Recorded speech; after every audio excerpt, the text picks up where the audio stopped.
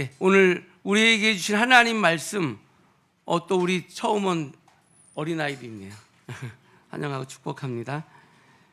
네, 신명기 26장 1절에서 11절입니다. 신명기 26장 1절에서 11절 말씀, 이번 주 토라 포션 본문 중에 시작하는 본문인데요. 우리 함께 큰 소리로 합독합니다. 내 하나님 여호와께서 내게 기업으로 주어 차지하게 하실 땅에 내가 들어가서 거기에 거주할 때 내 하나님 여호와께서 내게 주신 땅에서 그 토지의 모든 소산의 만물을 거둔 후에 그것을 가져다가 광주리에 담고 내 하나님 여호와께서 그의 이름을 두시려고 택한 곳으로 그것을 가지고 가서 그때 제사장에게 나아가 그에게 이르기를 내가 오늘 당신의 하나님 여호와께 아뢰나이다. 내가 여호와께서 우리에게 주시겠다고 우리 조상들에게 맹세하신 땅에 이르렀나이다 할 것이요. 제사장은 내 손에서 그 광주리를 받아서 내 하나님 여호와의 제단 앞에 놓을 것이며 너는 또 내 하나님 여호와 앞에 아뢰기를 내 조상은 방랑하는 아람 사람으로서 거기에서 크고 강하고 번성한 민족이 되었는데 애굽 사람이 우리를 학대하며 우리를 괴롭히며 우리에게 중노릇을 시키므로 우리가 우리 조상의 하나님 여호와께 부르짖었더니 여호와께서 우리 음성을 들으시고 우리의 고통과 신고와 압제를 보시고 여호와께서 강한 손과 편팔과 큰 위엄과 이적과 기사로 우리를 애굽에서 인도하여 내시고 이곳으로 인도하사 이 땅 곧 젖과 꿀이 흐르는 땅을 주셨나이다. 여호와여 이제 내가 주께서 내게 주신 토지 소산의 만물을 가져왔나이다 하고 너는 그것을 내 하나님 여호와 앞에 두고 내 하나님 여호와 앞에 경배할 것이며 내 하나님 여호와께서 너와 내 집에 주신 복으로 말미암아 레위인과 너희 가운데 거류하는 객과 함께 즐거워할지니라. 아멘. 저희는 그 토라 포션 주제에 맞춰서 1년 매일같이 1년을 동안 성경 일독을 통독하도록 하고 있습니다. 그런데 이번 주 토라 포션의 주제 단어는 키타보입니다. 무슨 뜻이냐면 내가 약속의 땅에 들어갈 때입니다. 너가 약속의 땅에 들어갈 때, 키타보가 이번 주 주제 단어입니다. 이번 주 파라샤는 본문이라는 뜻인데요. 이번 주 본문은 신명기 12장에서부터 길게 이어져 온 율법의 장엄한 결론부입니다. 하나님과 이스라엘 백성 간의 언약이 절정에 달하는 아주 중요한 본문이에요. 이스라엘이 가나안 땅에 입성하기도 전에 하나님은 이미 정착 이후에 드릴 첫열매 예배를 명령하셨어요. 너희는 가나안 땅에 들어가면 나에게 첫 열매를 드려라, 예배를 드려라 라는 거죠. 이건요, 가나안 입성이 불가능한 가능성이 아니라 이미 하나님의 약속에 의해서 이미 결정되고 성취될 미래를 전제하고 하나님께서 이스라엘에게 명령하신 거예요. 하나님은 지금 확정된 성취를 전제로 말씀하고 계시는 겁니다. 그게 바로 오늘 1절입니다. 26장 1절. 자, 시작. 내 하나님 여호와께서 내게 기업으로 주셔 차지하게 하실 땅에 내가 들어가서 거기서 거주할 때. 그래서 내가 들어가서, 여기가 이게 키타보입니다. 내가 약속의 땅에 들어가서. 이거를 원어로 직역하면 이렇습니다. 그리고 내 하나님 여호와께서 내게 기업으로 계속 주고 계시는 그 땅 안으로 내가 들어갈 때 이러한 일이 있을 건데 곧 내가 그것을 차지하고 그 안에서 거주하게 될 때이다. 이거는 단순한 가정법이 아니에요. 내가 언젠가 운이 좋으면 들어갈 거야, 이게 아니라 약속의 땅으로 입성이 가시화되는 순간을 생생하게 포착한 선언입니다. 단순한 물리적 이동을 넘어서 하나님의 약속이 실현되는 정착의 장소에 마침내 도달하는 확정된 사건을 이미 하나님께서 선포하신 거예요. 하나님의 약속은 그렇습니다. 가계약이나 불확실한 가능성이 아니에요. 하나님의 신실하심에 의해 이미 100% 성취가 확정된 미래라는 뜻입니다. 우리 인생도 마찬가지예요. 세상은 끊임없이 너의 미래는 불안해, 위협하지만 예수 안에 있는 우리의 내일은 하나님이 보증하시는 가장 확실한 약속의 땅임을 믿습니다. 아멘. 맞아요. 세상의 어떤 말에 우리는 요동될 필요 없습니다. 우리의 내일은 이미 하나님이 100% 보장한 확실한 약속의 땅인 것입니다. 우리 한자를 보면 뜻글자이기 때문에 잘 관찰하면 숨은 뜻을 발견하게 돼요. 기쁘리 자 보시죠? 기쁘리 자는 그 선생님의 입에서 나오는 말을 두 발로 잘 실천하고 그 결과를 남에게 또 입으로 전파하면 기쁨이 생긴다. 이 뜻이 다 기쁠 희자에 다 포함됩니다. 이것처럼 기쁨이란 감정은요, 좋은 일이 생기면 저절로 찾아오기도 하지만 배움을 통해서 그 기쁨의 능력을 끌어올릴 수 있는 감정이라는 거예요. 지금 우리는 기쁨의 능력을 수치로 한다면 얼마나 될까요? 나는 기쁨의 능력을 수치로 한탄한다면 어떻게 될까요? 스마트폰 배터리처럼 몇 %나 이 기쁨의 능력이 채워져 있나요? 오늘 이 세 차원의, 세 개의 차원의, 세 가지 차원에서 기쁨의 능력을 살펴보려고 합니다. 그래서 오늘 말씀을 통해서 이 세 가지 차원의 기쁨의 능력으로 기쁨을 끌어올리시기를 축복합니다. 첫 번째 차원, 우리가 끌어올려야 할 첫 번째 차원은 함께 기뻐하는 능력입니다. 함께 기뻐하는 능력. 이번 주 토라 포션은 기뻐하라 라고 명령합니다. 바로 11절입니다. 내 하나님 여호와께서 너와 내 집에 주신 모든 복으로 말미암아 너는 레위인과 너희 가운데 거류하는 객과 함께 즐거워할지니라. 하나님은요, 가나안 땅에서 얻은 첫 열매를 바칠 때, 그러니까 첫 예배를 드릴 때 그저 혼자 조용히 미소 짓고 끝내라 이렇게 하지 않으셨어요. 하나님께서 주신 복으로 말미암아 즐거워하라 명령하셨습니다.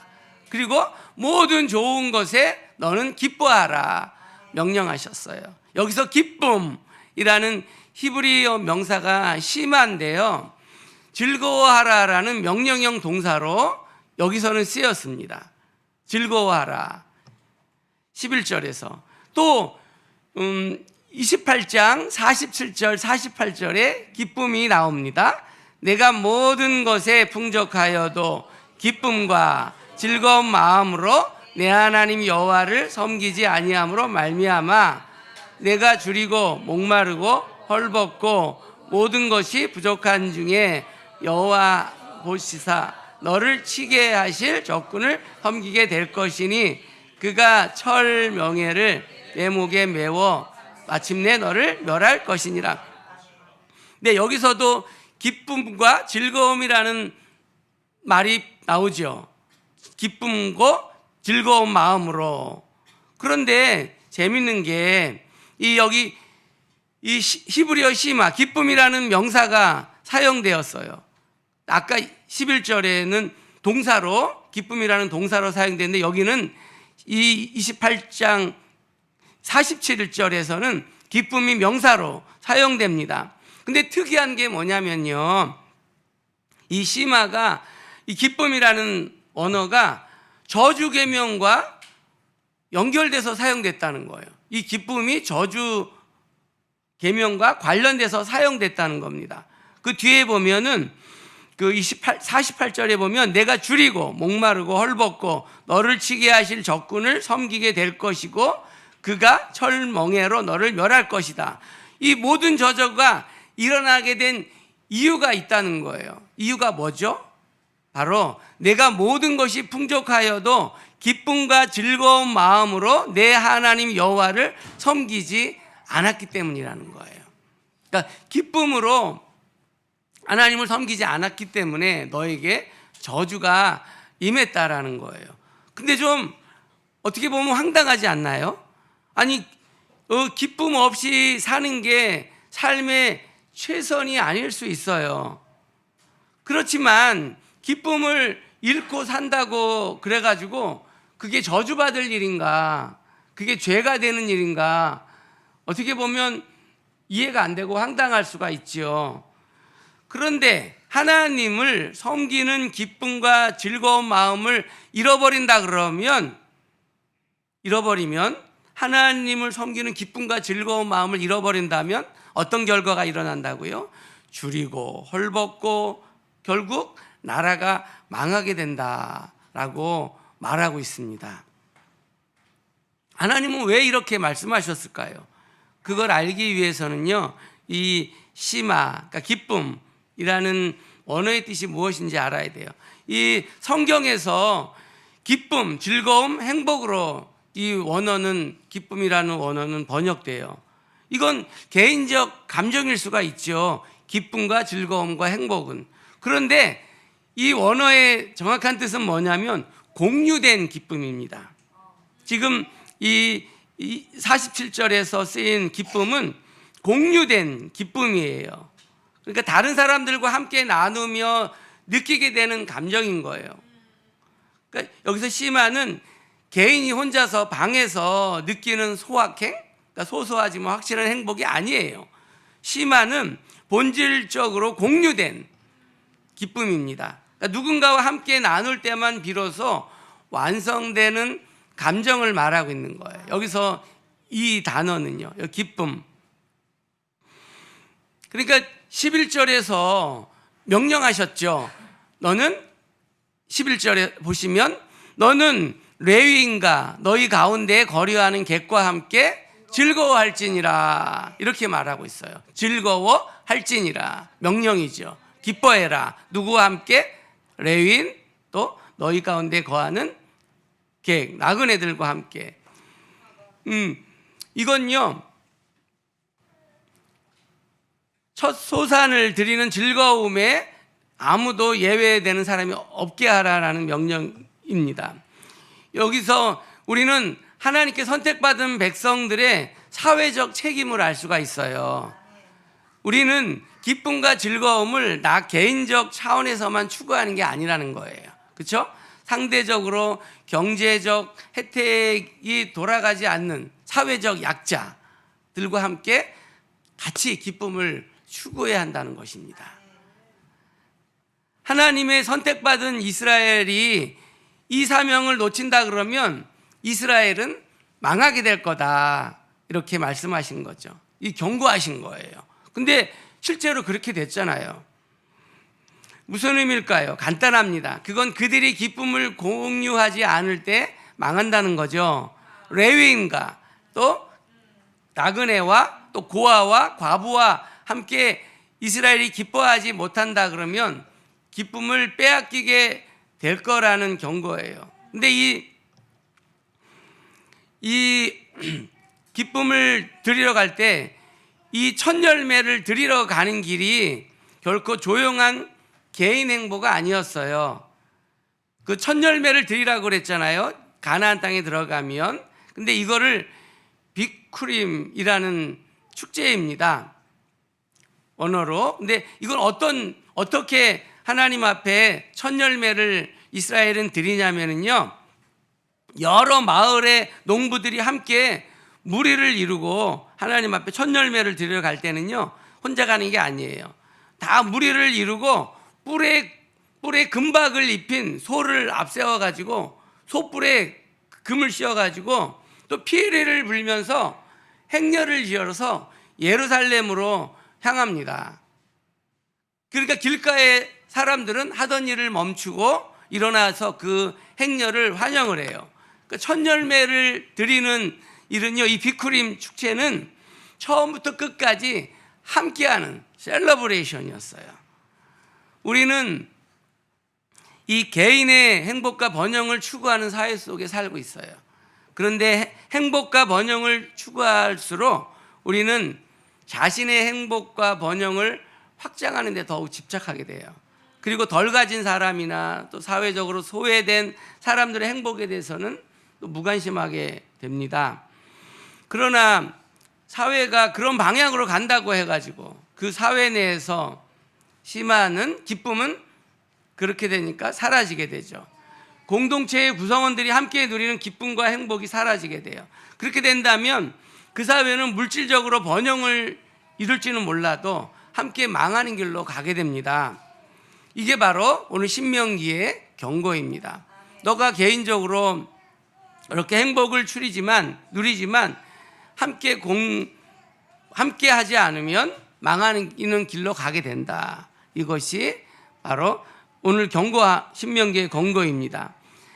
이 시마, 기쁨은 내가 얼마나 가졌는가에 따라 누릴 수 있는 게 아니에요. 내가 많이 벌어서 많이 쓰기 때문에 커지는 게 아니에요. 내가 가진 것으로 다른 사람들과 나눌 때 느낄 수 있는 감정이 바로 시마입니다. 우리 셰프시죠? 그렇게 들었는데 아니었나? 셰프 아니었나? 요리사라고 들어가지고. 하여간 우리가 요리도 마찬가지잖아요, 그렇죠? 남을 나눠주면서 기쁨을 같이 공유하는 것.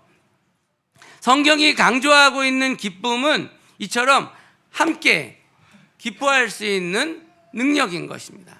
성경의 기쁨은 함께가라는 뜻이 있습니다. 기쁨은 함께 누리라. 한번 우리도 일상을 한번 생각해 보죠. 하루 종일 업무에 치이고 녹초가 돼서 집에 왔을 때 가족과 함께 찌개 하나라도 끓여놓고 저녁을 먹는 그 평범한 일상의 식사, 정말 그 어떤 거랑 비교할 수가 없죠. 미슐랭 레스토랑에서 코스 요리를 혼자 먹는 것보다 비록 정말 찌개가 없더라도 조촐한 반찬 하나일지라도 사랑하는 가족과 마주 앉아 하루의 피로를 나누며 웃는 그 식탁이 훨씬 따뜻하고 든든하지 않습니까? 맞아요. 이것이 바로 함께하는 기쁨입니다. 기쁨은요, 내 통장 잔고가 얼마나 있는지, 내가 얼마나 성공했는지에 오지 않아요. 내 곁에 이 기쁨을 나눌 사람이 있는가, 나와 함께 이 기쁨을 나눌 사람이 있는가, 여기에서 옵니다. 그래서 하나님께서는 오늘 레위인, 객, 고아, 과부와 함께 기뻐하라 하신 이유가 여기에 있습니다. 내 식탁에 소외된 이웃을 초대할 때 그 기쁨은 배가 되어서 진정한 기쁨, 시마로 완성되는 것입니다. 유대력은요, 이스라엘 달력, 그러니까 우리 기독교 유대력으로는 한 해가 올해가 12월 달입니다. 마지막 달이에요. 그래서 우리가 월상 예배도 드렸는데 한 해의 마지막이에요. 그래서 우리가 지금 한 해가 지나가는 시점에서 한 해 동안 내 수고의 열매가 무엇인지 한번 돌아보십시오. 내가 광야의 시간을 마감하고 이제 가나안 진입을 앞둔 이스라엘 백성들처럼 말입니다. 이스라엘 백성들에게 모세는 하나님의 명령을 전하죠. 가나안 땅에서 거두게 될 소산의 첫 열매를 하나님께 드려라. 이 계명은 어떤 의미가 있을까요? 1절, 2절을 봅니다. 내 하나님 여호와께서 내게 기업으로 주어 차지하게 하실 땅에 내가 들어가서 거기서 거주할 때 내 하나님 여호와께서 내게 주신 땅에서 그 토지의 모든 소산의 만물을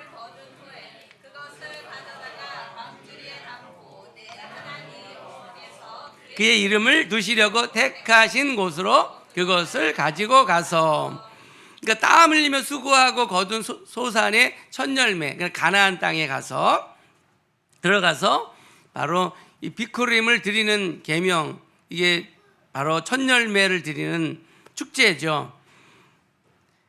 이스라엘 백성들은 자기가 어느 지역에 있든지 한 해의 소산을 거둔 후에 그것의 처음 열매를 여호와께서 그의 이름으로 두시려는 택한 곳에 가져가야 했어요. 그것이 여호와의 궤가 있던 실로였을 수도 있고 또 성전이 건축된 예루살렘이었을 거예요. 그런데 그들이 그 첫 열매를 제사장에게 주면서 첫 열매를 제사장에 주면서 하는 대사가 참 흥미롭습니다. 그게 바로 3절입니다. 첫 대사예요. 이건 첫 번째 제사장에게 주면서 드리는 대사입니다. 함께 봅니다. 그때 제사장에 나아가 그에게 이르기를 내가 오늘 당신의 하나님 여호와께 아뢰나이다. 내가 여호와께서 우리에게 주시겠다고 우리 조상들에게 맹세하신 땅에 이르렀나이다. 예, 처음으로 이게 첫 대사예요. 농부가 제 대제사장 앞에서 첫 열매를 드리면서 하는 첫 대사예요. 근데 참 의미가 있죠. 내가 한 해 동안 땀 흘리며 경작한 땅이 하나님께서 나의 조상들에게 약속으로 주신 땅이었지. 이거를 기억하면서 드리는 거예요. 내가 1년 동안, 내가 지금까지 한 해 동안 흘리며 경작해서 이곳이 바로 내 조상들에게, 나의 조상들에게 약속한 땅이었지. 이걸 기억하면서 드리는 거죠. 제사장은 또 그들이 가져온 첫 열매를 받아서 여호와 앞에 놓게 돼요. 그 후에 이제 두 번째 대사를 합니다. 농부들이 함께 5절부터 10절을 봅니다. 너는 또 내 하나님 여호와 앞에 아뢰기를 내 조상은 방랑하는 아람 사람으로서 애굽에 내려가 거기에서 소수로 거류하였더니 거기에서 크고 강하고 번성한 민족이 되었는데 애굽 사람이 우리를 학대하며 우리를 괴롭히며 우리에게 중노동을 시키므로 우리가 우리 조상의 하나님 여호와께 부르짖었더니 여호와께서 우리 음성을 들으시고 우리의 고통과 신고와 압제를 보시고 여호와께서 강한 손과 편팔과 큰 위엄과 이적과 기사로 우리를 애굽에서 인도하여 내시고 이곳으로 인도하사 이 땅 곧 젖과 꿀이 흐르는 땅을 주셨나이다. 여호와여, 이제 내가 주께서 내게 주신 토지 소산의 만물을 가져왔나이다 하고 너는 그것을 내 하나님 여호와 앞에 두고 내 하나님 여호와 앞에 경배할 것이며. 이제 두 번째 대사인 거죠. 가나안 땅에서 그들이 그 땅에서 거둔 첫 열매를 바칠 때 얼마나 감격스러웠겠어요. 감격스러울까요? 그들은 이 열매가 있기까지 조상과 자신들의 조상과 자신들이 겪었던 시련과 그 가운데 역사했었던 하나님의 인도하심을 기억할 겁니다. 그렇게 이렇게 이 대사를 하면서 첫 열매 드리면서 이 말을 하면서 그들은 이 의식을 통해서 400년이 넘는 그들의 역사를 집단적으로 공유하게 되는 거예요. 공유하게 되는 거예요. 이건요, 이스라엘 백성이 하나님과 함께한 자기 조상들, 선조들의 역사의 입장에서, 조상들의 입장에서 고백하는 신앙 고백인 거예요. 여기서 그 대표적인 게 바로 방랑하는 아람 사람, 누굴까요? 야곱을 말합니다. 야곱. 방랑하는 아람 사람 야곱. 그러니까 자기 조상들을 대표하는, 그러면서 그 은혜에 감사하는 거죠. 그들의 조상 야곱은 아버지의 집을 떠나 아람 땅에서 20년의 세월을 보냈죠. 집 없이 떠돌던 그가 다시 고국에 돌아왔지만 또다시 애굽으로 내려가 살게 됐어요. 거기서 크고 강한 민족이 되었지만 그의 후손들은 또 애굽의 노예로 살아가게 됩니다. 그러나 그들은 하나님의 은혜로 가나안 땅에 들어오게 돼요. 거기서 땀 흘려 마침내 열매를 거둔 거예요. 첫 열매를 거둔 거예요.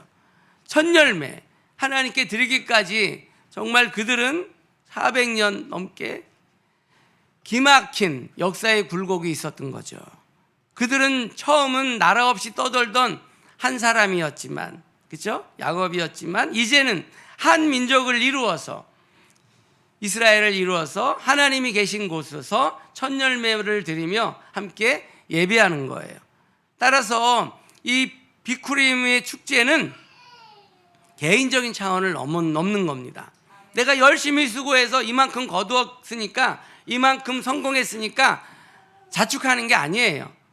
그들은 이 첫 열매를 거두기까지 나와 우리 조상들이 지나온 온 역사를 함께 공유하면서 한 민족으로 함께 하나님 앞에 서서 감사하는 겁니다. 그들은 개인적으로 하나님 앞에 예배하는 게 아니에요. 이스라엘이라는 나라를 공유한 일원으로 함께 하나님 앞에 첫 열매를 드리며 예배하는 거예요. 그러니까 기쁨을 같이 나눈 거죠. 이게 기쁨의 신명기가 말하는 뜻입니다. 함께라는 기쁨은 함께하는 것에 있다라는 뜻이에요. 그래서 이 비쿠림은 세 가지 의미가 있어요. 첫 번째는 주권의 인정이죠. 내가 땀 흘려 가꾼 농작물이지만 모든 만물과 땅의 진정한 주인이 하나님이십니다. 이거를 인정하는 겸손한 신앙 고백이죠. 두 번째는 은혜의 기억이에요. 과거 조상들의 고난과 구원의 역사를 기억하면서 지금 내가 누리는 풍요가 당연한 게 아니구나라는 것을 기억하면서 되새기는 거죠. 마지막으로 공동체적 나눔이죠. 이 비쿠림은 성전에서 헌신하는 제사장들을 부양하는 거잖아요. 이 첫 열매를 드림으로 성전에서 봉사하는 제사장들을 부양함으로써 종교 공동체를 이루어서 건강하게 유지하게 하는 역할을 한다라는 거예요. 그 당시 가나안에는요, 토착민들은, 가나안 원주민들은 비와 다산을 주관한다는 바알 신이 토지 소산에 풍요를 준다고 믿었어요. 이 가나안 땅의 모든 풍요는 바알 신이 주는 거다라고 믿었어요. 이런 가나안 농경 문화 한가운데 들어갈 이제 이스라엘 백성들, 그들에게 첫 열매를 광주리에 담아 여호와의 제단에 바치라, 이렇게 명령하신 거예요. 무슨 뜻이죠? 이 땅의 주인은 바알이 아니야, 바로 나야, 여호와 하나님이야. 이 신앙 선언인 거예요. 첫 열매를 가나안 땅에 들어가서 처음 할 일은 첫 열매를 하나님 앞에 드리고, 이게 바로 이 땅의 주인은 바알이 아니라 하나님이야, 이거를 표현하는 신앙 선언인 거죠. 우리가 첫 열매를 드릴 때마다 사실 이 시대의 수많은 바알들, 즉 돈이나 성공이나 스펙이나 인맥을 향해서 너희가 내 삶의 주인이 아니야, 이렇게 선언하는 것입니다. 여기서 만물로 번역된 히브리어가 레시트인데요, 이 단어는 단순한 시간적 차원의 첫 번째를 넘어서 수확물 전체를 대표하는 가장 질 좋고 뛰어난 베스트를 가리킵니다. 그러니까 농경지 수확의 시작이면서 최고 수준의 헌물, 대표성을 나타냅니다. 단순히 남은 것 중에 아무거나 하나가 아니라 전체의 대표이자 내가 가진 것 중에 가장 뛰어난 걸 하나님께 드리는 거예요. 그러니까 이게 뭐죠? 뭘 뜻할까요? 내 삶과 내 소유 전체가 하나님의 것입니다, 이렇게 인정하는 고백인 거죠. 오늘 바쁜데 일주일 동안 7일 6일 동안 열심히 일하고 좀 쉬어야 할 텐데 오늘 오신 이유가 뭐예요? 이 예배당에 예배드리면 뭐, 이 나에게 주어진 모든 시간이 하나님이 주신 겁니다. 하나님의 시간입니다. 그렇게 해서 오신 거잖아요. 그렇죠? 맞죠? 우리가 또 헌금하는 것도 나에게 주신 모든 축복이 다 하나님께서 주신 것입니다. 그런 거잖아요. 그게 바로 우리는, 그리고 이 흐름은 바로 16절, 19절에서 재확인됩니다. 함께 볼까요? 오늘 내 하나님 여호와께서 이 규례와 법도를 행하라고 내게 명령하셨나니 그런즉 너는 마음을 다하고 뜻을 다하여 지켜 행하라.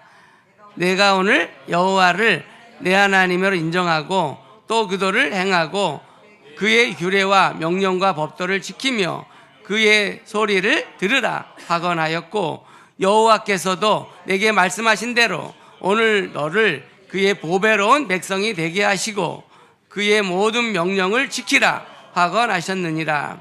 그런즉 여호와께서 너를 그 지으신 모든 민족 위에 뛰어나게 하사 찬송과 명예와 영광을 삼으시고 그가 말씀하신 대로 너를 내 하나님 여호와의 성민이 되게 하시니라. 아멘. 바로 이스라엘이 오늘 나를 자기 하나님으로 인정하고 모든 규례와 법도를 지키기로 서약한다 그러면 나도 오늘 너희를 내 보배로운 백성으로 삼겠다, 하나님의 약속하십니다. 이 상호 서약이 바로 기쁨의 진짜 뿌리예요. 이 시마, 이 기쁨은 성과에서 나오는 게 아니라 내가 하나님 거고 하나님이 나의 하나님입니다, 이렇게 확정된 소속감에서 기쁨이 흘러나오는 겁니다. 기쁨의 원천인 거죠. 이 첫 열매 비크림을 드리는 의식 이후에 성경은 이렇게 명령합니다. 바로 26장 11절, 내 하나님 여호와께서 너와 내 집에 주신 모든 복으로 말미암아 너는 여인과 너희 가운데 거류하는 객과 함께. 아멘. 그러니까 가나안 땅에서 첫 열매를 드릴 때 하나님께서 주신 복으로 말미암아 이웃과 함께 즐거워하라는 거죠. 하나님은 기쁨이라는 감정도 명령하세요. 기뻐해. 우리의 감정도 하나님께서 명령하셔요. 모든 것에 너는 기뻐해, 이렇게 명령하십니다. 근데 여기서 기쁨이라는 명사가 명령형 동사로 씌워졌어요. 바로 공유된 기쁨이기 때문에 다른 사람들과 함께 나누며 느끼는 감정이 심하라는 것입니다. 첫 번째 드리는 즐거움에 아무도 예외되는 사람이 없이 하라는 거죠. 그러니까 이 축제에 하나님 앞에 드리는, 그러니까 하나님 이 축제에 예외되는 사람 없이 다 같이 누려라, 기뻐하라. 그러면서 구체적으로 방법을 제시합니다. 12절입니다. 셋째 해 곧 11조를 드리는 해에 내 모든 소산의 11조 내기를 마친 후에 그것을 레위인과 객과 고아와 과부에게 주어 내 성읍 안에서 먹고, 그러니까 11조를 통해서 그 혜택이 레위인과 객과 나그네와 고아와 과부에게 돌아가게 하라는 거죠. 하나님이 명하신 기쁨은 결코 이렇게 추상적인 감정이 아니에요. 3년마다 실제로 곡간을 열어가지고 레위인과 나그네와 고아와 과부의 배를 채우는 것으로 구체적인 나눔의 구조로 짜여 있어요. 이 기쁨을 그냥 추상적인 감정이 아니라는 거예요. 이 기쁨은 실제적으로 3년마다 나눠주고, 그렇죠? 나눔의 구조로 짜여 있다라는 것입니다. 바로 이 기쁨 시마는요, 마음먹기가 아니라 곡간을 여는 실천이었던 거예요. 이 기쁨은 그냥 마음만 먹는 게 아니라 내 곡간을 여는 실천이었다라는 것입니다. 여기서 우리는 하나님께 선택받은 백성의 무거운 책임을 느낄 수 있죠. 우리는 기쁨과 즐거움을 내 만족이나 또 가족이나 그런 차원에서만 추구하는 게 아니라 상대적으로 경제적 혜택이 돌아가야 하는 사회적 약자와 함께 추구해야 한다라는 것이죠. 여기 보면 3년마다 곡간을 열어가지고 다 함께 나누어졌잖아요. 그 47, 48절을 다시 한번 봅니다. 내가 모든 것에 풍족하여도 기쁨과 즐거운 마음으로 내 하나님 여호와를 섬기지 아니함으로 말미암아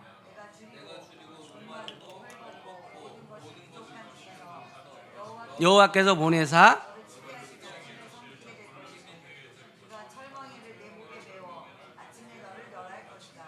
네, 기쁨의 상실은 결과가 아니라 징후예요.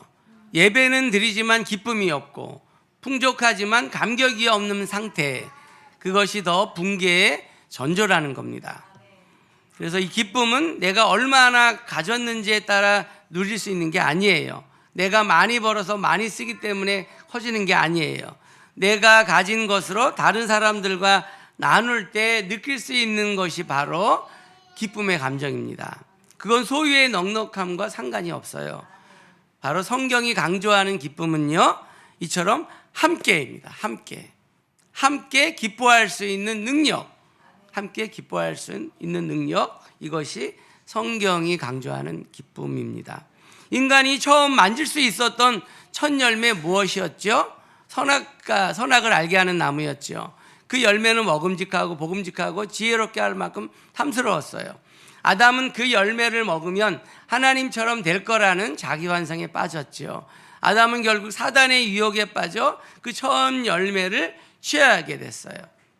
처음 열매를 하나님께 드리는 비크림 의식은 어쩌면은요, 이 원죄에 대한 치유 의식이라고 할 수 있어요. 이 원죄를 치유하는 의식이라고 할 수 있어요. 이스라엘 백성들은 한 해의 수확물을 손에 들고 이거를 어떻게 거둘 수 있었는지를 돌아봐요. 그건 나의 재주나 성공의 결과물이 결코 아니라는 거죠. 하나님이 허락하셨기 때문에 가능했다. 그러니까 하나님께 감사드릴 수밖에 없었던 거죠. 올 한 해 우리가 거둔 열매를 바라보면서, 우리 유대력으로는 이번 달이 12월이에요. 올 한 해 거둔 열매를 바라보시면서 내 노력과 내 성공의 결과가 아니다라는 것을 인정하시길 바랍니다. 모든 것이 부족할 것 없는 에덴 동산에서 아담이 잃어버렸던 게 있어요. 그게 감사입니다. 모든 것이 부족함이 없었던 에덴 동산에서 잃어버린 한 가지 감사였어요. 하나님께서 아담에게 내가 내게 먹지 말라 명한 그 나무 열매를 내가 왜 먹었니? 하고 물어봤을 때 아담이 첫 마디가 창세기 3장 12절입니다. 하나님이 주셔서 나와 함께 있게 하신 여자, 그가 그 나무 열매를 내게 주므로 내가 먹었나이다. 그 유대 랍비, 유명한 유대 랍비 라시가 이렇게 이 구절을 주석합니다. 여기서 아담은 감사하는 마음이 없음을 보였다. 감사하지 않았다라는 거죠. 하나님이 아담을 위해 하와를 주셨을 때 아담은 이는 내 뼈 중에 뼈요, 살 중에 살이다. 그러면서 감탄을 하죠. 찬성을 하죠. 그런데 이제 와가지고는 자신의 책임을 회피하기 위해서 아내를 비난합니다. 그건 결국 그녀를 주신 하나님에 대한 감사를 잃어버린 행위인 거죠. 원죄는 물론 하나님이 금지하신 것에 대한 불순종이에요. 하지만 또 다른 원죄의 핵심은 뭐냐? 바로 하나님이 주신 것에 대한 감사를 잃어버리는 겁니다. 이것이 또 다른 원죄인 거예요. 하나님이 주신 것에 대한 감사를 잃어버린 것. 그런 의미에서 에덴 동산은 가나안 땅의 삶의 축소판이라고 할 수 있어요. 아담의 원죄는 에덴에서의 추방을 초래하게 되죠. 아담은 하나님이 주신 것에 대해 만족하지 못하고 그 이상을 추구하다가 불순종의 죄를 저질러요. 그와 함께 하와를 비난하면서 그녀와 함께 기쁨을 잃어버리게 됩니다. 에덴 동산에서 최초의 인류가 잃어버린 것, 감사와 함께하는 기쁨, 이걸 잃어버린 겁니다. 그에 대한 결과가 바로 낙원을 잃어버리고 추방당하게 된 거죠. 가나안 땅에서 이스라엘 백성이 잃어버린 건 역시 감사였어요. 다른 사람들과 함께하는 기쁨이었어요. 그에 대한 결과는 가나안 땅을 잃어버리고 추방당하게 되죠. 하나님께서 주신 땅에 대한 감사를 잃어버리고 이웃들과 기뻐하지 못한 것이 결국 어떤 결과를 낳았죠? 2000년이 넘는 좀 나라 없이 2000년을 방황하는 추방으로 이어지게 된 것입니다. 그 말씀 똑같은 거죠. 나라를 잃게 될 것이다. 감사를 나에게 감사하지 않으면. 그래서 이스라엘이 2000년 동안 나라 없이 살다가 다시금 하여간 나라가 생격이 됐죠. 하나님 은혜로. 감사를 잃어버린다고, 기쁨을 잃는다고 해가지고 우리는 에덴에서 쫓겨나거나 포로로 끌려가지는 않아요. 그러나 우리가 감사를 잃어버리고 기쁨을 잃어버리는 순간 우리는 낙원을 상실하게 됩니다. 에덴 동산, 낙원을 상실하게 돼요. 교회인 우리는요, 나만의 행복과 기쁨이 아니라 관계 속에서 기쁨을 추구해야 돼요. 우리는 하나님이 내게 주신 복을 이웃과 함께 나누면서 즐거워해야 할 사명이 있는 겁니다. 그런데 그런 사명을 감당할 때 우리 삶에서 감사와 기쁨의 선순환이 일어나게 되는 것입니다. 이 감사와 기쁨이 서로 선순환으로 계속해서 활성화되는 거죠. 코로나로 인해 가지고 그 이후로 기쁨을 누리는 공동체로서 연대가 많이 약해졌어요. 많은 사람들이 공동체와 함께 누리는 기쁨보다는 넷플릭스나 유튜브, 컴퓨터 게임, 지극히 개인적이고 나르시스적인 기쁨에 만족하며 살아갑니다. 내가 어디서 왔는지 기억하지 못하는 위기예요. 내 자신만의 성취와 기쁨에만 몰두해요. 위기입니다. 첫 열매를 하나님께 드리면서 감사와 함께하는 기쁨을 회복하는 것이 이 위기를 벗어날 수 있는 처방입니다. 함께 기뻐하며 하나님께 가는 거죠. 이제 우리 한 해 열매를 바라보면서 하나님 앞에 감사하시길 바랍니다. 내가 하고 있는 일, 내가 하는 공부, 그건 내가 잘나서 하고 있는 게 아니에요. 하나님이 허락하셔서 얻게 된 은혜의 열매이죠. 그 열매의 처음 것을 하나님께 드리면서 우리는 감사와 감격을 회복해야 합니다. 또한 우리가 거둔 열매를 다른 사람들과 함께 나누면서 누리는 기쁨을 회복해야 해요. 우리는 혼자 생존을 위해 싸우는 개인이 아니기 때문이죠. 우리는 하나님 나라를 공유한 자들입니다. 우리가 노력하여 얻은 열매를 하나님 나라의 영광을 위하여 함께 나누는 자들이에요. 우리의 처음 열매를 하나님께 드리며 감사와 기쁨을 회복하는 우리 모두의 삶이 되시기를 예수님 이름으로 축원합니다. 기쁨의 두 번째 차원은 오늘 기뻐하는 능력입니다. 오늘 기뻐하는 능력. 전도서에서는 기쁨이라는 말이 17번 나와요. 근데 정말 아이러니하게 전도에서 가장 나오는 말이 또 헛되다. 헛되다죠. 그러니까 기쁨이 17번 나왔는데 헛되다라는 말이 전도서에 가장 많이 나오는 말이에요. 2절을 봅니다. 1장 2절. 전도자가 이르되 헛되고 헛되며 헛되고 헛되니 모든 것이 헛되도다. 인생의 모든 게 헛되다. 탄식합니다. 근데 기쁨이라는 말이 가장 많이 나와요. 모든 걸 다 가진 솔로몬이 내린 결론, 인생의 모든 게 헛되다. 탄식하죠. 여기서 헛되다, 원어의 뜻을 보니까 짧은 호흡이라는 뜻이에요. 우주는 영원히 지속되지만 죽을 수밖에 없는 우리 인간은 짧은 한숨과 같은 존재라는 거예요. 짧은 호흡과 같은 존재라는 거예요. 그걸 생각할 때 우리가 우리 삶을 더 확실하게 하기 위해 붙잡으려는 것들이 얼마나 헛된 것인지를 모르죠. 그렇다면 이런 헛된 세상에서 우리는 어떻게 삶의 의미를 찾을 수 있을까? 전도 솔로몬이 이렇게 결론을 내립니다. 3장 12절입니다. 사람들이 사는 동안에 기뻐하며 선을 행하는 것보다 더 나은 것이 없는 줄을 내가 알고. 그렇죠? 사는 동안 기뻐하는 것이 결론이다. 또 22절. 그러므로 나는 사람이 자기 일에 즐거워하는 것보다 더 나은 것이 없음을 보았나니 이는 그것이 그의 몫이기 때문이라. 그 뒤에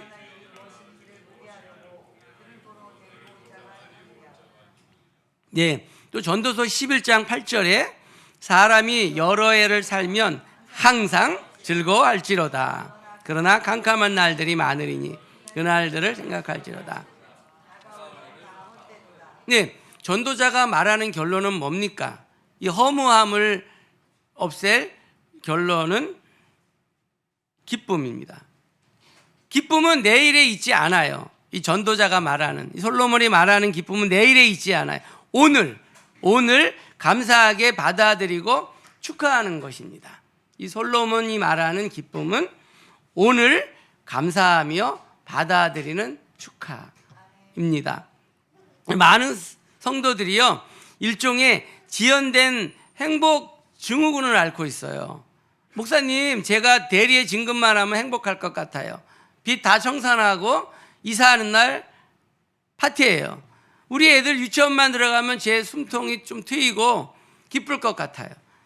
물론 목표를 향해 달려가는 건 참 귀합니다. 하지만 행복을 계속해서 내일로 미루다 보면은요, 우리는 영영 기쁨을 누리지 못해요.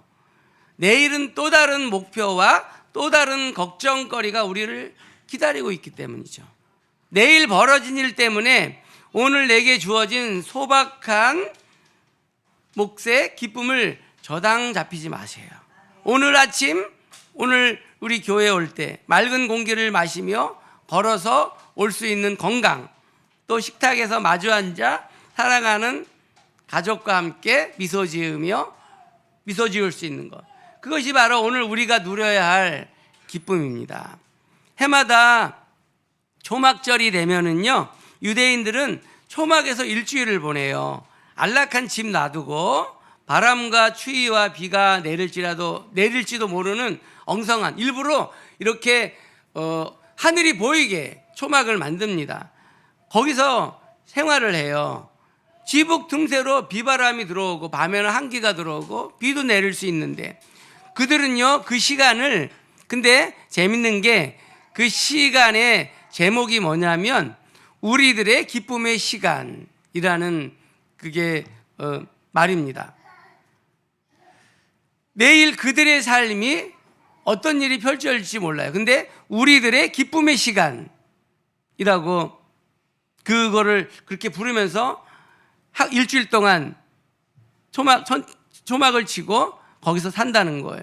내일 어떤 비바람이 몰아칠지 모르는 연약한 초막 같은 인생이지만 하나님의 임재가 덮여있는 오늘이기 때문에 그 안에서 함께 춤추며 노래하는 것입니다. 우리들의 기쁨의 시간인 것입니다. 그들은 오늘 그들이 하나님이 초대하신 우주 안에 있다는 것을 알고, 그래서 하늘을 다 볼 수 있게 만들죠. 알고 나에게 주신 삶의 시간과 공간을 함께 기뻐하는 거예요. 오늘 기뻐하는 법을 이스라엘은 알았기 때문에, 오늘의 기쁨을 잃지 않았기 때문에 유대 민족은 수천 년 박해 속에서도 멸망하지 않고 꿋꿋하게 살아서 나라를 이룬 것입니다. 오늘을 기뻐할 수 있는 우리 모두가 되기를 축복합니다. 오늘 기뻐할 수 있는 사람은요, 내일 벌어진 일 때문에 염려하지 않아요. 내 손에 지금 주어진 일을 내 몫으로 생각하고 그 일을 즐겁게 감당합니다. 깜깜한 날들을 맞이할 수도 있지만 그때도 오늘의 감사와 기쁨을 유지하려고 할 것입니다. 우리가 일상에서 내 삶에 감사하며 기쁨으로 살아가는 것은요, 내 삶을 인도하시는 하나님을 가장 영화롭게 하는 태도입니다. 그래서 우리가 사는 목적이 하나님을 영화롭게 하는 것과 영원토록 그를 즐거워하는 것이다. 이것이 우리 살아가는 첫 번째 웨스트민스터 신앙고백 1번이잖아요. 맞아요. 우리가 하나님 때문에 기뻐하는 것이 하나님을 가장 영화롭게 하는 겁니다. 성경이 강조하고 있는 기쁨은 이처럼 오늘을 기뻐할 수 있는 능력입니다. 내일 일은 내일이 염려하게 놔둬요. 오늘 나에게 맡겨진 그 자리, 우리 은총이 기저귀 가는 거, 그 자리 기쁨, 또 우리 임마누엘 젖 먹이는 그 분유 먹는 거, 그것을, 그 자리를 기쁨으로 감당하는 겁니다. 깜깜한 날들이 다가온다 해도 일상 속에서 오늘 하루의 기쁨을 길어 올리는 사람만이 고난의 폭풍우를 견뎌낼 수가 있습니다. 기쁨의 세 번째 마지막 차원은 다시입니다. 다시 기뻐할 수 있는 능력입니다.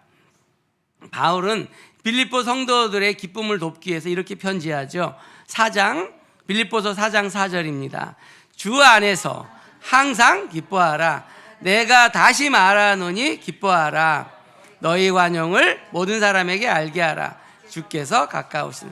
참 이상하지 않나요? 기쁨이란 마음에서 자연스럽게 우러나와야 하는데 바울은 마치 군대 장군처럼 대장처럼 기뻐하라 이렇게 명령합니다. 이게 무슨 기뻐하는 게 감정인데 명령을 해요. 감정을 명령한다. 이건 뭐죠? 우리가 그 기쁨을 선택하고 쟁취할 수가 있다는 거예요. 기쁨은 선택이라는 거예요. 선택해서 얻을 수 있는, 쟁취해서 얻을 수 있는 감정이라는 거예요. 바울이 그 비결로 제시한 게 바로 주 안에서입니다. 그 단서가 주 안에서 기뻐하라. 어떻게 주 안에서 항상 기뻐할 수가 있는 것입니다. 그래서 바울은 빌립보 성도들에게 주 안에서 기뻐하라고 명령해요. 감정을 명령해요. 기쁨을 선택할 수 있기 때문에 그걸 취하라는 거예요. 근데 단서가 주 안에서 기뻐하라. 이건 세상 사람들이 이해하기 어려운 말이죠. 세상 사람들은 기쁨의 원천을 밖에서 찾아요. 돈이나 명예나 외모나 또 뭐 SNS 이렇게 기뻐해요. 그런 것이 기쁨의 기초라 그러면 그 기쁨은 어떻게 될까요? 그 환경의 변화에 따라 쉽게 사라져요. 왔다 갔다 해요.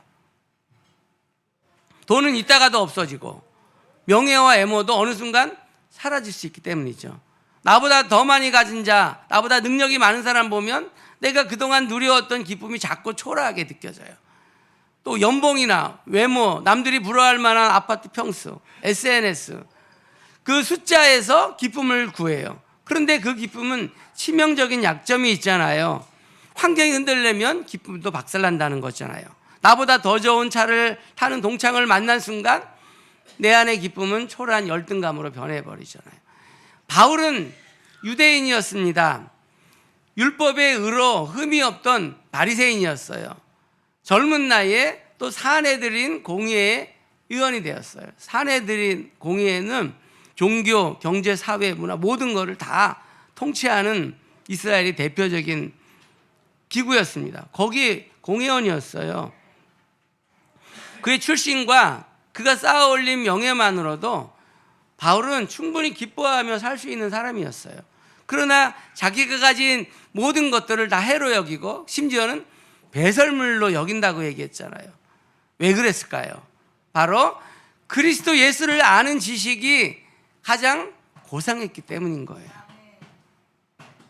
자신이 쌓아온 모든 것을 배설물로 여겼던 것은 바로 예수 그리스도라는 마르지 않는 기쁨의 원천을 발견했기 때문이에요. 예수를 발견했기 때문에 내가 가지고 있는 모든 것이 다 아무것도 아니다라는 거죠. 아무것도 아니, 너무 배설물같이 정말 여겼다라는 거죠. 그리스도를 얻고 그 안에서 발견되는 기쁨이 가장 컸기 때문인 거죠. 이처럼 바울은 주님 안에서 최고의 기쁨을 발견했던 거예요. 이처럼 기쁨의 원천은 세상의 외형에 있는 게 아니라 주님 안에 있는 것입니다. 주님 안에 있는 것. 외형은 바울이 그 당시에 유대인 중에 아마 최고였을 거예요. 근데 주님 안에 기쁨을 발견하는 순간 환경과 조건이 있는 기쁨은 유통기한이 있지만 주님 안에서 솟아나는 기쁨은 영원합니다. 믿으십니까? 아멘. 맞습니다. 세상의 풍파 속에서 기쁨의 배터리가 방전되고 염려가 밀려올 때 우리가 전원 플러그를 꽂아야 하는데 그 꽂아야 하는 곳이 어디입니까? 기도입니다. 기도.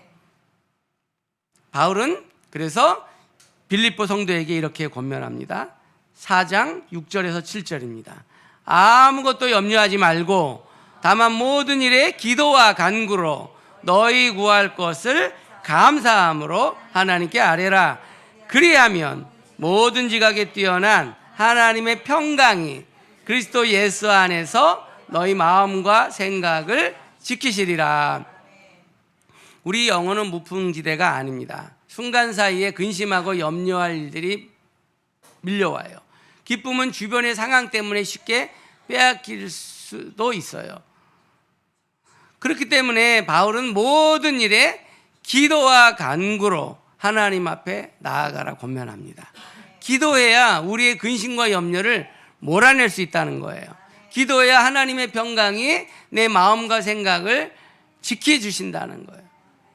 지킨다는 거예요. 그래서 기도는 우리의 마음의 평강이 임할 때까지 해야 합니다. 내 마음의 평강이 임할 때까지 기도해야 돼요. 기도로 우리의 마음과 생각을 지켜내야 우리는 상황과 환경에 지배받지 않고 그것과 상관없이 기뻐할 수가 있습니다. 기도로 무장해야 마음을 지키는 수 있고 그런 사람만이 어떤 최악의 상황에서도 다시 기뻐할 수가 있는 것입니다. 영적 탄력성을 갖게 되는 거예요. 다시 기뻐할 수 있는 영적 탄력성을 기도하는 사람이 가질 수가 있는 것입니다. 성경이 강조하는 기쁨은 이처럼 기도를 통해 다시 기뻐할 수 있는 능력입니다. 기도를 통해 다시 기뻐할 수 있는 능력, 바로 마지막 세 번째 기쁨의 능력인 것입니다. 바울은 염려를 내쫓기 위해 기도하라고 권면하죠. 기도는 단순히 소원 성취의 자판기가 아니에요. 기도는 내 영혼을 흔드는 염려의 브레이크를 밟고 나를 하나님의 평강에 접속시키는 충전의 시간이에요. 언제까지 기도요? 하죠? 내 마음과 생각을 하나님의 평강이 강력하게 호유하여 덮을 때까지, 내 안에 기쁨이 다시 회복될 때까지 엎드리는 것입니다. 내 안에 기쁨이 회복될 때까지 기도하는 거죠. 기도로 무장해서 마음을 지키는 사람만이 어떤 최악의 상황에서도 다시 기뻐할 수 있는 영적 탄력성을 가지게 됩니다. 교회인 우리는 나만의 기쁨이 아니라 관계 속에서 기쁨을 추구해야 되고 하나님이 주신 복을 세상과 함께 나눠야 하며 즐거워야 할 사명이 있죠. 우리는 외적 환경이 나를 흔들지 못하도록 더욱 주 안에서 굳건히 서십시오. 주 안에서 항상 기뻐하고 내 관용을 모든 사람들에게 알게 하세요. 기도와 간구를 통해서 환경과 사람이 주는 염려로 인해 기쁨을 빼앗기지 않도록 하십시오. 이 전도서에는 17번이나 기쁨이란 단어가 나온다고 그랬죠. 이유가 뭘까요? 그건 헛된 인생 속에서 함께 누리는 즐거움을 추구하는 삶이 최선이기 때문입니다. 그런 사람은요, 내일 벌어진 일들 때문에 염려하지 않고 내게 다가온 오늘을 기쁨으로 맞이합니다. 내 손에 주어진 일을 내 몫으로 생각하면서 그 일을 즐겁게 감당해요. 여러 해를 살면서 깜깜한 난들을 맞이할 때도 있지만 늘 기쁨을 유지하려고 하고, 이렇게 자신의 삶에서 경작한 기쁨의 열매는 결국 내가 속한 가족과 공동체가 함께 누리게 됩니다. 그래서 유명한 설교가 존 파이퍼 목사님이 이렇게 말했습니다. 우리가 하나님 안에서 최고의 기쁨을 맛볼 때 하나님은 우리 안에서 최고의 영광을 받으신다, 이렇게 말합니다. 우리가 일상에서 우리의 삶에 만족하며 기쁨으로 살아가는 것, 그것이 우리를 지으신 하나님을 영화롭게 한다는 거죠. 우리 삶을 통해 하나님의 기쁨이 우리 사회와 세상 속에서 경작되시기를 축복합니다. 이번 주 하프타라 본문이 이사야 60장인데요. 회복된 기쁨의 절정을 노래합니다. 60장 1절입니다. 이사야, 일어나라, 빛을 발하라. 이는 내 빛이 이를 얻고 기흥 여호와의 영광이 내 위에 임했습니다. 바로 회복된 기쁨의 절정입니다. 일어나 빛을 발하라. 여호와의 영광이 내 위에 임하였음이니라. 시편 16편 11절을 봅니다. 주께서 생명의 길을 내게 보이시리니 주의 앞에는 충만한 기쁨이 있고 주의 오른쪽에는 영원한 즐거움이. 이렇게 기쁨의 원천은 주의 임재라는 거죠. 주님의 임재가 나와 함께하는 주님의 임재가 임마누엘이 바로 기쁨의 원천이다. 느헤미야 8장 10절은 느헤미야가 이렇게 고백합니다. 여호와를, 그렇죠. 기쁨은 감정을 넘어 우리를 지탱하는 힘이라는 것입니다. 그리고 하나님 나라가 기쁨의 나라라고 말합니다. 로마서 14장 17절. 하나님 나라는 먹는 것과 마시는 것이 아니요 오직 성령 안에 있는 의와 평강과 희락이니라. 그렇죠? 하나님 나라는 성령 안에 있는 의와 평강과 기쁨의 나라다라는 것입니다. 그리고 성령의 열매도 기쁨입니다. 갈라디아서 5장 22절. 오직 성령의 열매는 사랑과 희락과 평화. 네. 그렇기 때문에 아까 우리가 웨스트민스터 신앙고백 1번 사람이 제일 되는 목적은 하나님을 영화롭게 하고 그를 영원토록 즐거워하는 것이다. 이겁니다. 우리 살아가는 첫 번째 이유요, 목표요, 목적은 하나님을 기뻐하는 거예요. 하나님을 기뻐하는 거예요. 그것이 우리의 살아가는 이유이자 목적이자 첫 번째 이유, 삶의 첫 번째 이유입니다. 그래서 야고보 사도가 이렇게 야고보서 1장 2절에 말하죠. 내 형제들아 너희가 여러 가지 시험을 당하거든 온전히 기쁘게 여기라. 어떻게 기쁘게 여기냐. 또 사도 바울도 이렇게 데살로니가전서 5장에서 말해요. 항상 기뻐하라. 빌립보서 4장에서도 주 안에서 항상 기뻐하라. 내가 다시 말하노니 기뻐하라. 아니 어떻게 살다 보면 어려울 수도 있죠. 힘들 수도 있죠. 고난이 있는데 어떻게 항상 기뻐합니까? 그리고 어떻게 시험을 당하는데 기뻐할 수가 있어요? 이렇게 물을 수가 있는데, 왜냐하면 기뻐하면 내 소원이 이루어지시기 때문입니다. 하나님께서. 시편 37편 4절입니다. 또 여호와를 기뻐하라. 그가 내 마음의 소원을 내게 이루어 주시리로다. 그리고 신명기 30장에도 내 하나님 여호와께서 내 손으로 하는 모든 일과 내 몸의 소생과 내 가축의 새끼와 내 토지 소산을 맡게 하시고 내게 복을 주시되 곧 여호와께서 내 조상들을 기뻐하신 것과 같이 너를 다시 기뻐하사 내게 복을 주시리라. 맞습니다. 하나님을 그냥 기뻐하는 거, 하나님을 막 즐거워하는 거, 하나님 때문에 너무 행복해하는 것, 이게 가장 우리가 살아가는 첫 번째 이유입니다. 그러면 사실은 다 해결돼요. 우리가 자녀 키워보면 알잖아요. 우리가 자녀가 아빠 온다고 막 펄쩍펄쩍 뛰면서 막 안기고 막 그러면 어떤 생각 들어요? 나는 얘를 위해서 내가 목숨까지도 바치겠다. 막 그런 생각 들지 않나요? 그리고 만약에 크리스마스 날 선물을 줬는데 아빠 최고 그러면서 막 이 선물을 받으면 다음에 어떤 생각 들어요? 다음에 더 좋은 걸 줘야 되겠다. 그런 생각. 그러니까요, 그냥 아빠를 보고 즐거워하면 다 해결되는 거예요. 다. 시편 30편 4절을 봅시다. 주의 성도들아 여호와를 찬송하며 그의 거룩함을 기억하며 감사하라. 그의 노염은 잠깐이요 그의 은총은 평생이로다. 저녁에는 울음이 깃들지라도 아침에는 기쁨이 오리로다. 주께서 나의 슬픔이 변하여 내게 춤이 되게 하시며 나의 베옷을 벗기며 기쁨으로. 네, 또 45편 15절에서는 그들은 기쁨과 즐거움으로 인도함을 받고 왕국에 들어가리로다. 예수님도 말씀하셨어요. 요한복음 15장 11절에서 내가 이것을 너희에게 이름은 내 기쁨이 너희 안에 있어 너희 기쁨을 충만하게 하려 함이라. 그래서 이제 우리는 해야 할 일이 이사야 12장 3절입니다. 그러므로 너희가 기쁨으로 구원의 우물들에서 물을 기르리로다. 아멘. 기뻐하면 우리가 구원을 얻을 수 있다는 거죠. 이 구원은 천국 가는 구원뿐만 아니라 이 땅에서 우리에게 필요한 모든 것들, 그 구원을 기뻐하면 기쁨으로 구원의 우물들에서 길러내는 것입니다. 그래서 또 사도 바울은 우리가 주님을 기쁘시게 하자고 말합니다.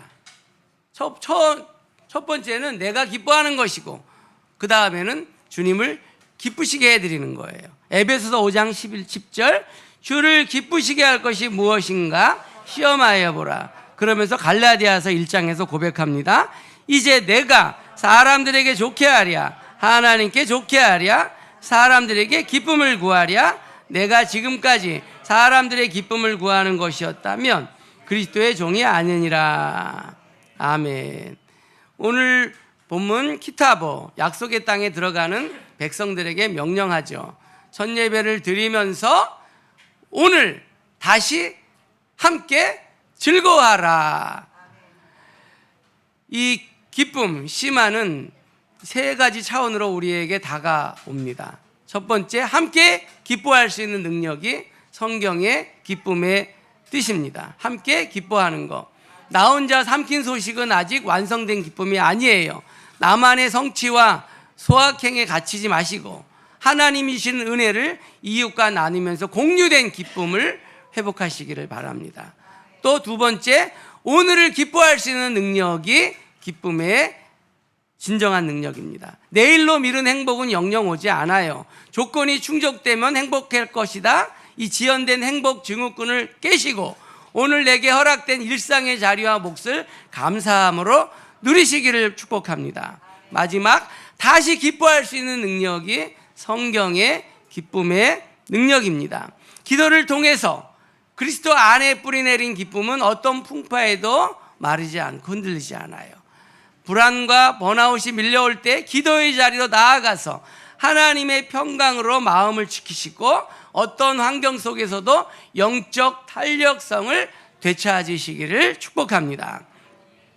에덴에서 아담은 감사를 잃어버렸고 그 결과 낙원을 잃었어요. 이스라엘은 풍족함 속에서 기쁨을 잃어버렸고 그 결과 그 땅을 잃었어요. 그러나 그리스도 안에 있는 우리는 이미 확정된 구원의 기쁨을 소유한 자들입니다.